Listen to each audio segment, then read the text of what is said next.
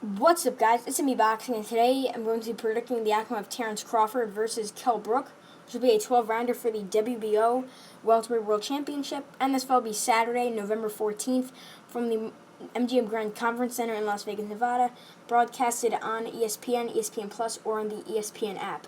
And to get into both fighters, Terence Crawford, the WBO Welterweight World Champion, former undisputed Super Lightweight World Champion, and WBO Lightweight World Champion, has a record of 36-0, 27 big wins coming away of knockout.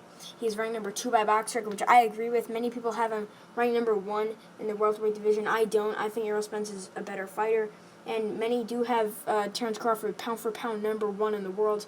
I don't. ESPN does, though. I have Canelo number 1 and Errol Spence number 2 or number 3.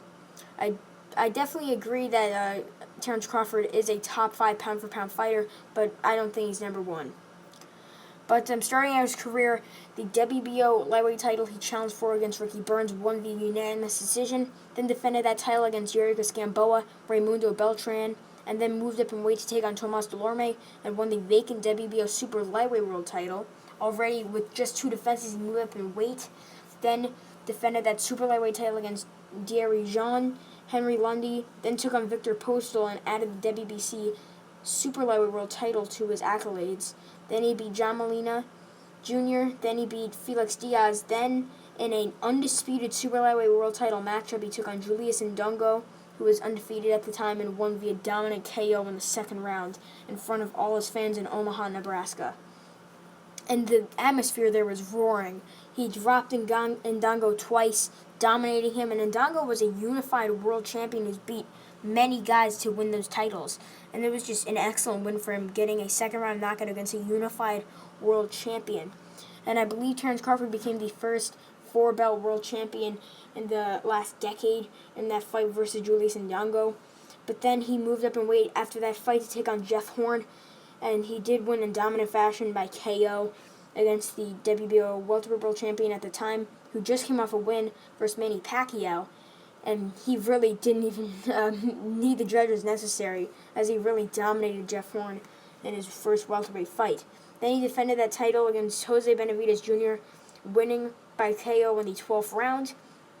Then he beat Amir Khan, winning almost every single round before sort of a controversial stoppage. It sort of was a low shot, and Amir Khan was sort of playing it over, and the referee should have just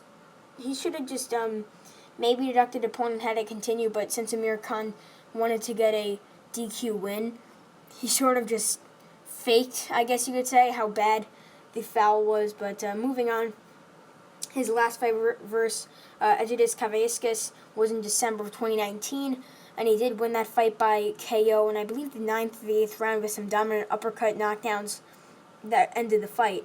But many people do think Kavaiskis dropped Crawford in that fight. I do agree with them. After replaying it, it looked exactly like a knockdown. Crawford was getting hit in the clinch, then he went down. Referee called it a slip or a push, but it really did look like a knockdown, and so did the commentators for that fight. They were thinking it was a knockdown. But moving on to his opponent, Kell Brook, the former IBF Welterweight World Champion, has a record of 39 wins, 2 defeats, 27 by way of knockout. Fighting out of the UK, he is ranked number 10 by box record in the welterweight division. His last couple of fights have been at super welterweight, and I was debating on putting him in my super welterweight rankings. I believe I had him in the top 10 there, and he's definitely a top 10 welterweight right now. His only losses are to Triple G, where he moved up in weight from 147 to 160, and many people were calling him a madman, because who wants to face at the time the most powerful and feared puncher and pound-for-pound number 1 in 2016 when he fought him? And Eddie Hearn even was calling him crazy, and he was his promoter. I mean, it was just, like, why would you fight a guy for such high risk for you that weighed so much more and was so much powerful than you? But that it did show his heart in that fight. Even though he was losing every single round, he was getting battered, he still continued on until his corner had to throw in the towel. But his second loss was to Errol Spence Jr., where he did lose by KO in the 11th round, because like the Triple G fight, he had a fractured orbital bone, and that carried on into that fight, where against Spence, his eye swelled up like a balloon, and he had to take a knee and sort of call it quits there. But tracking back to his welterweight title reign. He beat Sean Porter by majority decision for the IBF welterweight world title, then defended that title against Iona Daniel, sorry if I'm saying that incorrectly, by KO.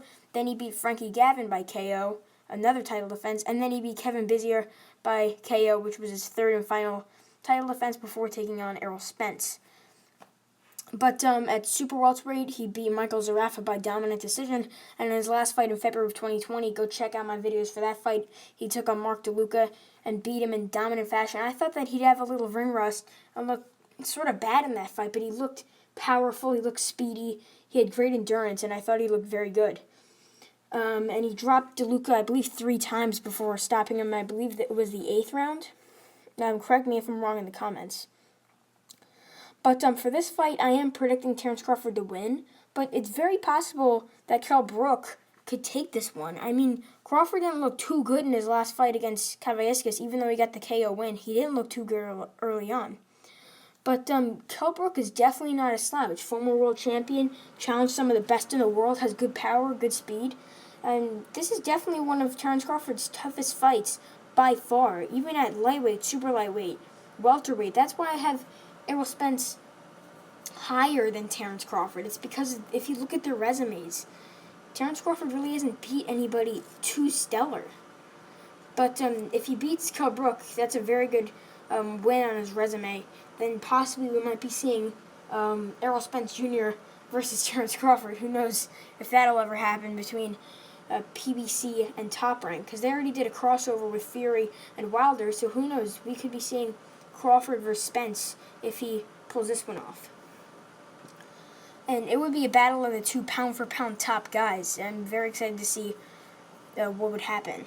But I believe Kell Brook just signed with PBC after being with Matchroom and DAZN, so I wonder how a fight, if he wins this fight, I'm 100% certain he would be taking on Errol Spence Jr. And Kell Brook, if he were to win, I think he has to win dominantly. Like, it can't be any close rounds or else it'd be going to Crawford. He has to really put the pressure on Crawford with his power, with his speed. He really has to break him down. But Terence Crawford, like always, he has that pop. He has that beautiful right hand, overhand right, which he is known for, almost trademarked it, as he knocked out so many guys with it.